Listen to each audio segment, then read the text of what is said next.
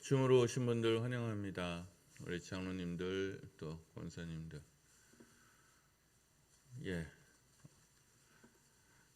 우리 찬송가 352장으로 새벽기도를 시작하겠습니다.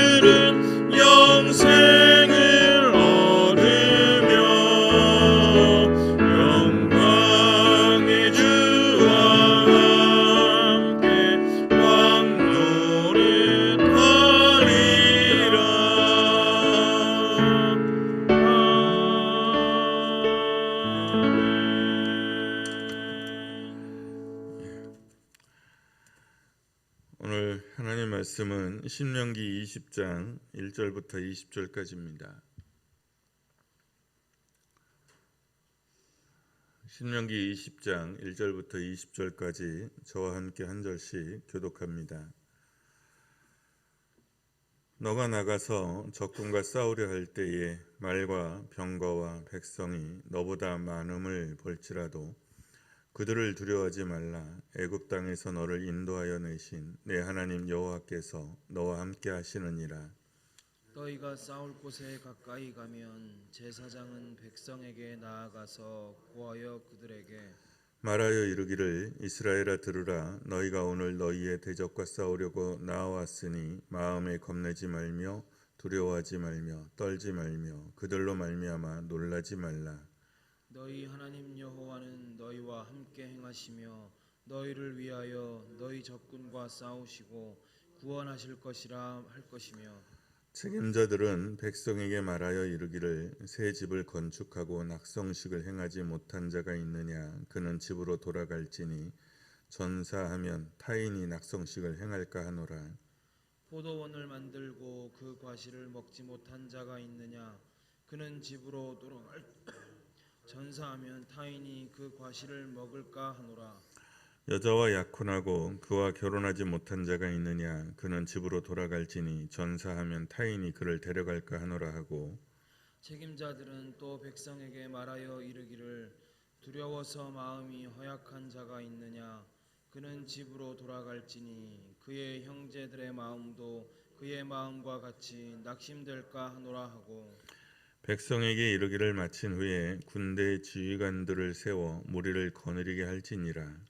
내가 어떤 성읍으로 나아가서 치려할 때에는 그 성읍에 먼저 화평을 선언하라. 그 성읍이 만일 화평하기로 회답하고 너를 향하여 성문을 열거든 그 모든 주민들에게 내게 조공을 바치고 너를 섬기게 할 것이요 만일 너와 화평하기를 거부하고 너를 대적하여 싸우려 하거든 너는 그 성읍을 애워쌀 것이며 내 하나님 여호와께서 그 성읍을 내 손에 넘기시거든 너는 칼날로 그 안의 남자를 다 쳐 죽이고 너는 오직 여자들과 유아들과 가축들과 성읍 가운데에 있는 모든 것을 너를 위하여 탈취물로 삼을 것이며 너는 너는 내 하나님 여호와께서 내게 주신 적군에게서 빼앗은 것을 먹을지니라. 너가 내게서 멀리 떠난 성읍들 곧 이 민족들에게 속하지 아니한 성읍들에게는 이같이 행하려니와 오직 내 하나님 여호와께서 내게 기업으로 주시는 이 민족들의 성읍에서는 호흡 있는 자를 하나도 살리지 말지니 곧 헷 족속과 아모리 족속과 가나안 족속과 브리스 족속과 휘 족속과 여부스 족속을 너가 진멸하되 내 하나님 여호와께서 내게 명령하신 대로 하라. 이는 그들이 그 신들에게 행하는 모든 가증한 일을 너희에게 가르쳐 본받게 하여 너희가 너희의 하나님 여호와께 범죄하게 할까 함이니라. 너희가 어떤 성읍을 오랫동안 에워싸고 그 성읍을 쳐서 점령하려 할 때에도 도끼를 둘러 그곳의 나무를 찍어내지 말라. 이는 너희가 먹을 것이 될 것이니 찍지 말라. 들의 수목이 사람이냐 너희가 어찌 그것을 에워싸겠느냐.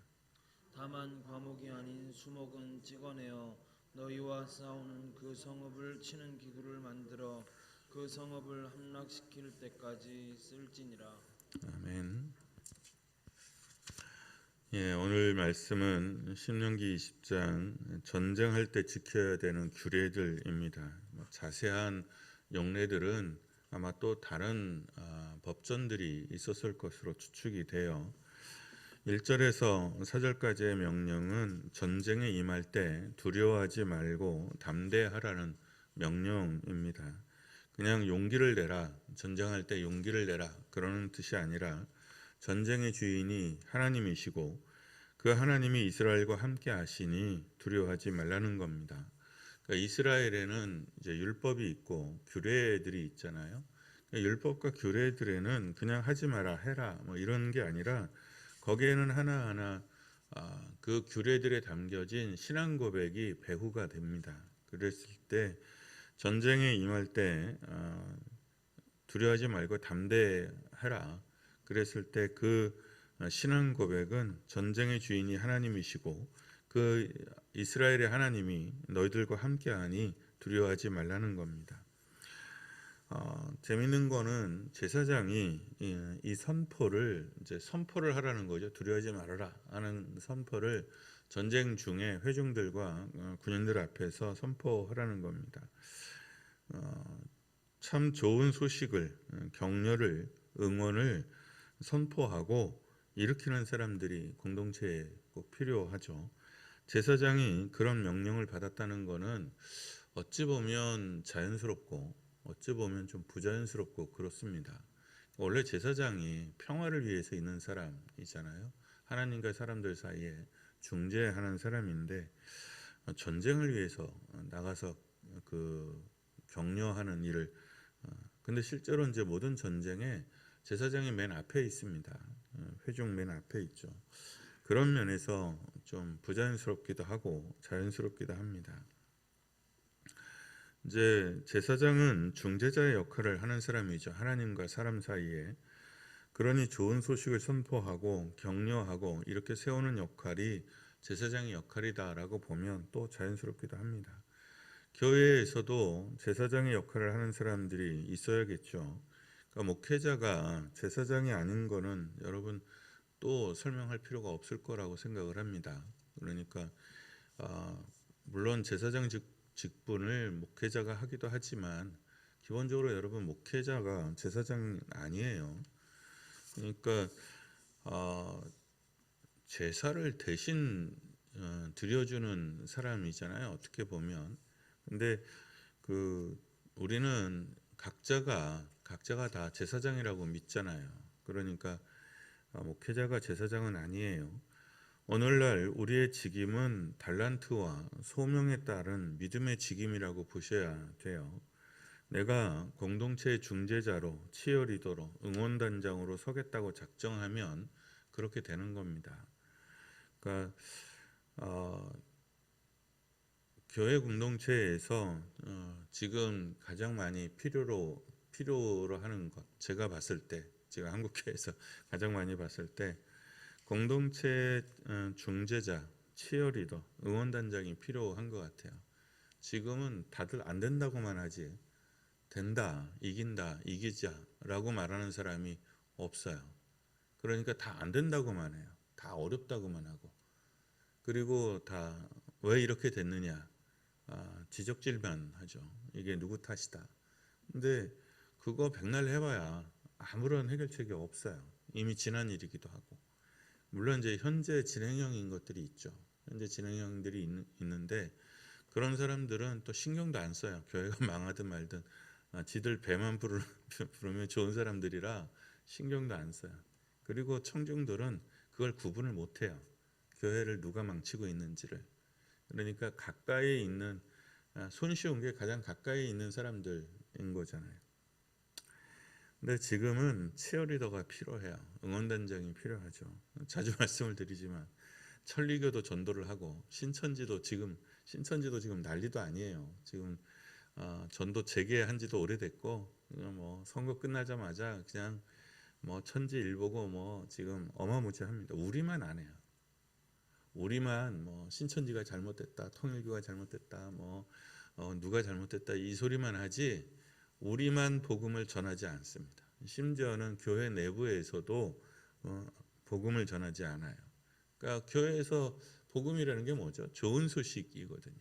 그러니까 한번 생각해 보시면 돼요. 우리가 만나서 좋은 이야기를 하느냐는 거죠. 좋은 이야기를 들어서 썩 좋지 않을 얘기를 뭐하러 하는지 잘 모르겠어요. 일주일에 한 번 만나는 건데 이것도 뭐 매일매일 만나는 것도 아니잖아요. 대부분 지금 교회가 일주일 단위로 작동을 하거든요. 그런 면에서 우리가 제사장의 역할, 이 치어리더의 역할, 격려와 복, 축복의 역할을 우리가 해야 되는 거죠. 이걸 목회자에게만 밀어놓으면 이거 교회 다 죽습니다. 이거 옛날 어른들이 어떻게 보면 권위를 높이기 위해서 목회자들을 제사장급이라고 해야 되나요? 아니면 그렇게 만들어 놓은 경향들이 있는데 이게 지금 시대에는 너무 무거운 짐이 됐어요. 그리고 이제 서로가 뭐 역할을 감당해야 되는 것들을 잘 못하는 것 같아요. 5절에서 9절까지는 이것도 되게 재밌는 건데요. 전쟁에 참여시키면 안 되는 사람들을 골라내라는 거예요. 전쟁하기 전에. 그러니까 원래 20세에서부터 60세 사이에는 모두 다 참전의 의무를 집니다. 유대인 남자들은. 그런데 그 중에서 전쟁에 내보내면 안 되는 사람들을 몇 가지 유형의 사람들이 있어요. 사업을 막 시작한 사람, 또 약혼인이나 결혼한 지 1년 이하에 된 신혼, 그리고 마음에 이게 되게 독특한 건데 마음의 두려움이 가득해서 겁에 사로잡힌 사람은 전쟁에 내보내지 말라는 거예요. 그러니까 군인으로 뽑지 말라는 거잖아요. 근데 이걸 어떻게 구분하겠어요? 그리고 우리 생각에는 지금은 좀 엄해졌지만 뭐 상층부나 뭐 연예인이나 이런 사람들 어떻게든 군대 빼려고 뭐 가진 수를 다 쓰잖아요. 근데 전쟁이에요. 그냥 군대 가서 복무하는 게 아니고 전쟁에 임하는데 나 겁이 너무 많으니까 빼주셔 이러면 누가 전쟁을 할 수 있겠어요. 그런데 그냥 당연하게 이 규례는 여러 곳에서 나와요. 백성들을 보호하는 측면도 있고요. 오히려 전쟁에 방해될 수 있는 사람들을 미리 점검하라는 거죠. 신혼이거나 결혼한 지 얼마 안 됐거나 뭐 집을 막 다 지었거나 또 포도원을 막 개간을 했거나 이런 사람들은 기본적으로 마음이 한 곳에 집중이 안 된다고 보는 거예요. 마음이 두 갈래 세 갈래로 나뉘어 있으면 거의 죽습니다. 그러니까 전쟁에 나가서 정말 설득몰등 그 한 곳에 집중을 해야 그래야 살까 모를까 하는데 이거 뭐 집 걱정하고 포도원 걱정하고 이래 놓으면 대부분 죽습니다. 그 저희 큰아버지가 6.25 때 그 백마고지 참전 용사였는데 분대장이었거든요. 훈장도 받고 그러셨다는데 근데 이제 큰아버지가 그러시더래요. 그 분대원들 중에서 그 백마고지 전투는 정말 치열해서 굉장히 많은 사람들이 죽었거든요. 근데 그 훈장 받은 내역이 분대원들을 어떤 전투에서 분대원들 한 명도 잃지 않고 그 전투에서 승리해서 훈장을 받았다고 그래요.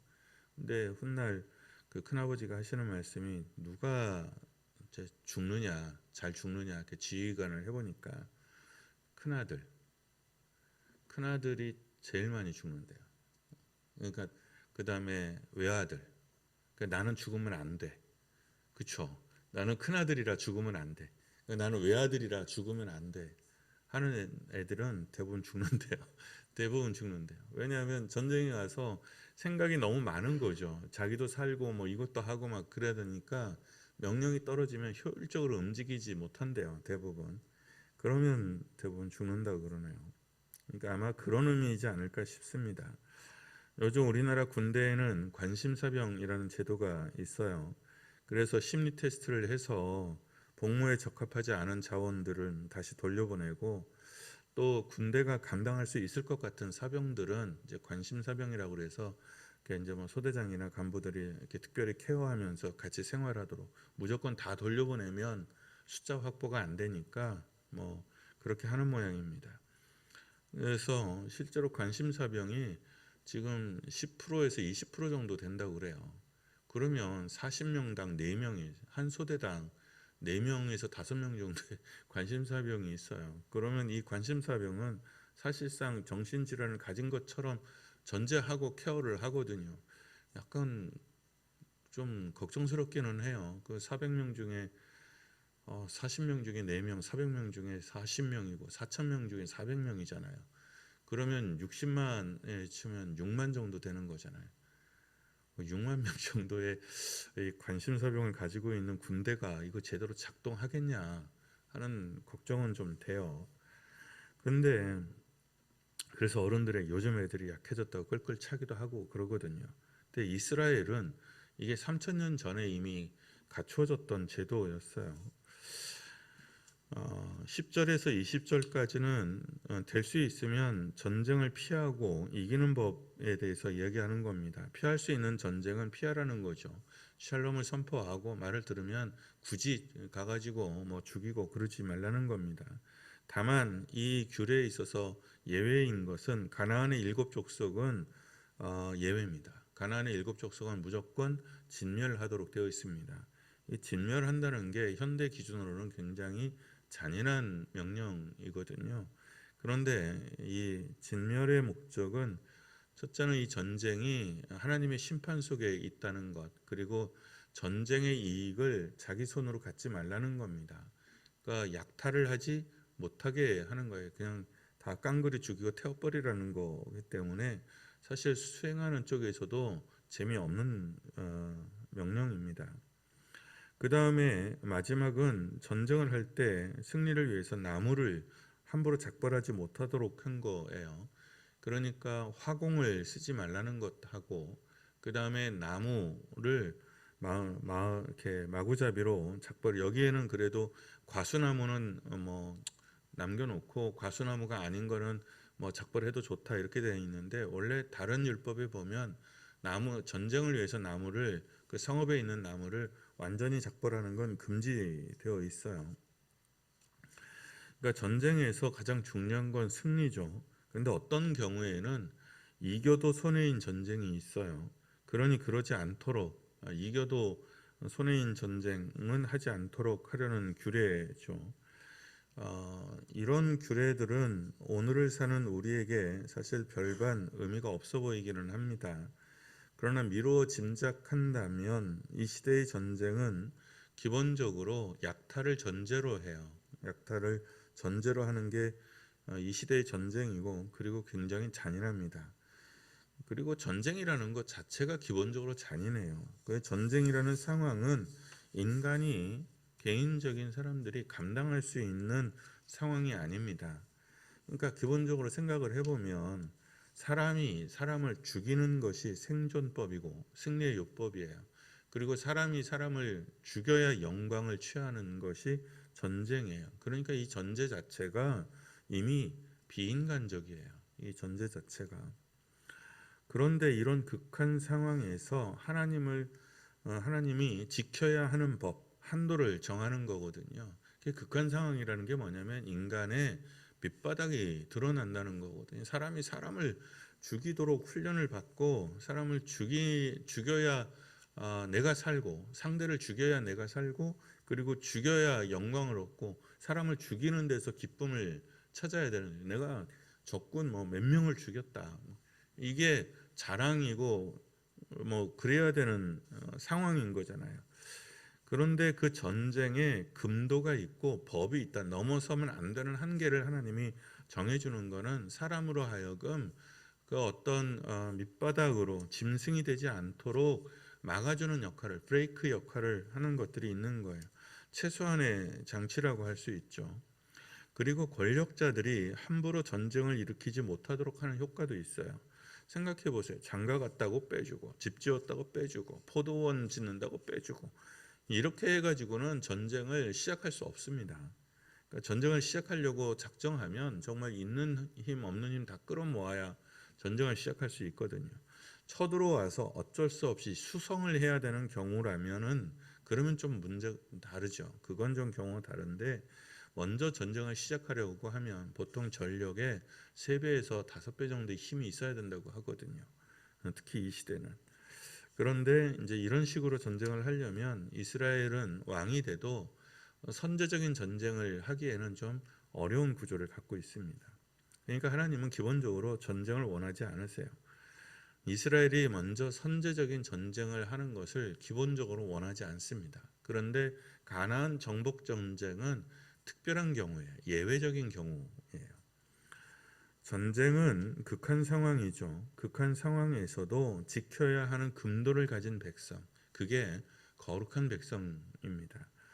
그게 이스라엘이고, 그리고 그게 우리들 자신인 거예요. 극한 상황에서 우리 자신을 지킬 수 있는 것. 그러니까 전쟁의 주인이 승리의 주인이시며, 그리고 하나님이시라는 거죠. 이 하나님이 우리와 함께 하신다는 믿음이 이 규례들의 기본이에요. 이 믿음을 잃으면 불안과 근심에 사로잡히게 되고 편법과 불법을 꿈꾸게 됩니다. 우리 교회는 늦어도 바르게, 작아도 정직하게라는 캐치프레이즈를 가지고 있어요. 늦어도 바르게, 작아도 정직하게. 그러니까 승리에 대한 전제, 승리에 대한 믿음이 확고하지 않으면 늦어지면 바르게 못 갑니다. 작아지면 절대로 정직할 수 없어요. 왜냐하면 우리 이대로 가면 이거 정직할 거 다 지키고 이것저것 다 지키면 우리 다 죽는다. 이렇게 하면 못 이긴다. 못 살아남습니다. 그러면 이거 못 지킵니다. 하나님이 우리와 함께 하시고 끝내는 승리하신다는 믿음이 있어야, 또는 이렇게 가다가 진멸된다 할지라도, 그래서 패해서 사라진다 할지라도 그 면류관은 하나님의 것이다라고 순교죠. 이런 게 순교라고 하는 거예요. 우리 교회의 가치를 잊지 않았으면 합니다. 늦어도 바르게, 작아도 정직하게. 이거는 승리케 하시는 하나님을 믿어야 가능합니다. 두려워할 것도 없고, 불안해할 것도 없고, 조급해할 것도 없습니다. 하나님이 결국 우리와 함께 하십니다. 승리를 믿어 요동하지 않아야 이 금도를 지킬 수 있습니다. 재밌는 역사적인 사실은 임진왜란 때 강원도나 경상도 저쪽 북부 쪽은 피해를 좀 덜 입었다고 그래요. 근데 그랬던 이유 중에 하나가 전쟁을 할 때 토요토미 히데요시가 그 군대 사기를 올려주기 위해서 이미 봉건 영주들을 다 정했대요. 그래서 경상도 영주, 전라도 영주, 뭐 강원도 영주를 다 그 일본 적장들한테 줬다는 거예요. 그 일본 적장들이 생각해 보니까 이게 자기가 다스릴 땅이거든. 그러니까 강원도에 올라가 가지고 여기 굳이 사람을 많이 죽여 가지고 내가 내 영지에서 인심을 잃을 필요가 없다고 생각을 한 장수들이 있대요. 그래서 그 장수들이 공격한 여기 강원도는 자기 땅인 거예요. 승리가 확정돼 있으니까 이 사람들은 강원도가 자기 땅인 거예요. 그래서 거기는 될 수 있으면 민간인들을 잘 안 죽이려고 하고 불지르고 이런 일을 좀 덜 했다는 거죠. 그런데 내가 강원도 영주인데 경기도 쪽으로 만약에 진군을 했어. 그럼 뭐 인정사정 없이 그야말로 폐해가 많았다고 그러죠. 그런 겁니다. 전쟁에 대한 승리가 확정적으로 확고하게 믿어질 때 이 금도를 사실상 지킬 수 있는 겁니다. 그러니까 승리의 주인이신 하나님을 믿어야 어떤 의미에서 우리가 이 금도들을 지켜낼 수 있습니다. 여러분 잘 될 겁니다. 잘 될 겁니다. 그러니 승리케 하시는 하나님을 믿고 요동하지 않고 평안하게 담대하게 전쟁에 임하시고 삶에 임하시기를 축원합니다. 찬양하고 기도합니다.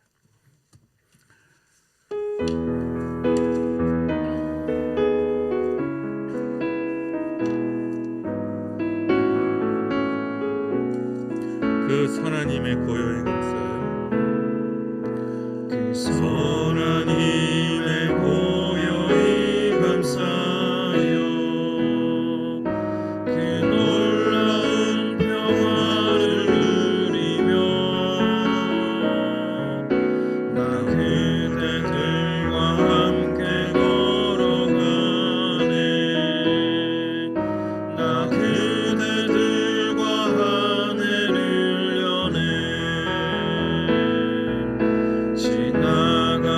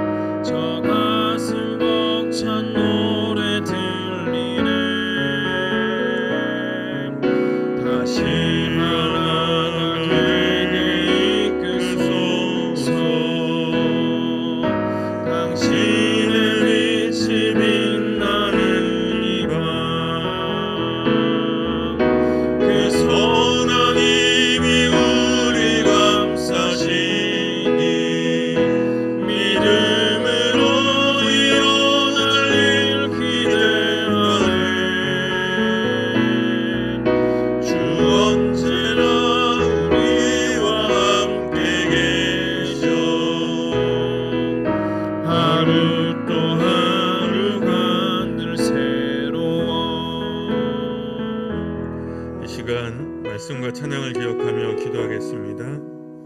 인생의 주인이신 하나님께 우리를 의탁합니다. 전쟁의 주인이신 승리의 왕이신 우리 하나님께 우리 인생을, 우리 교회를, 우리 삶을, 우리 자녀를 의탁합니다. 그리고 늦어도 바르게, 작아도 정직하게 가는 그런 신앙과 삶과 교회가 되도록 위해서 기도합니다.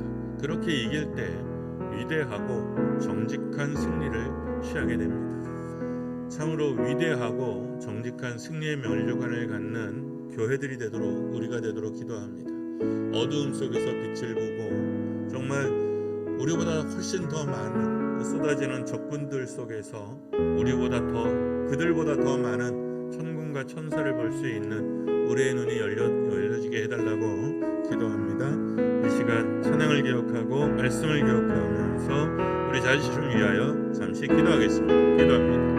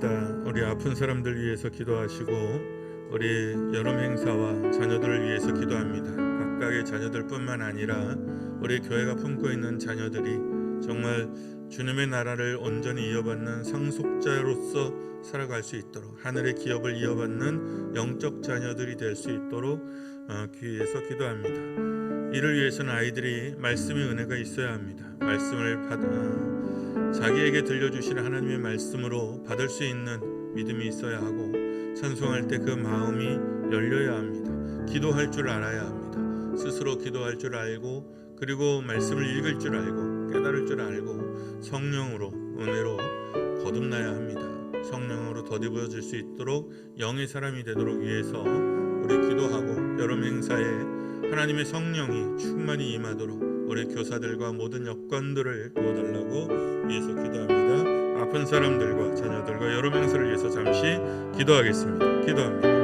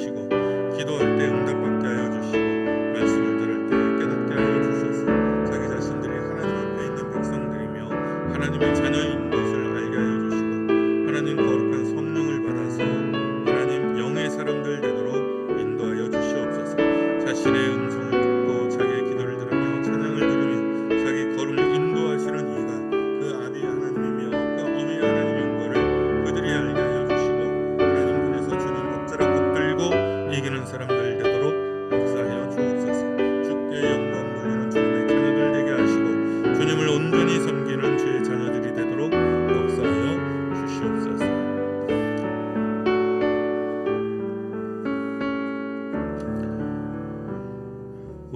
이기게 하시는, 우리로 승리케 하시는 우리 하나님을 찬양합니다. 우리를 통하여 주님의 깃발 높이 드시며 주님의 영광이 나타나기를 원합니다. 우리의 자녀들을 통하여 주님의 나라가 확장되기를 원하며 주님께서 원하시는 나라가 이곳에서 이루어지기를 원합니다. 주님, 이 마음을 담아 주님께서 가르쳐 주신 기도로 기도하오니 하늘에 계신 우리 아버지의 이름을 거룩하게 하시며 아버지의 나라가 오게 하시며 아버지의 뜻이 하늘에서와 같이 땅에서도 이루어지게 하소서.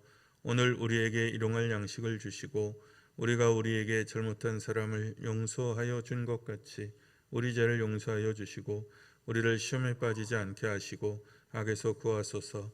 나라와 권능과 영광이 영원히 아버지의 것입니다. 아멘.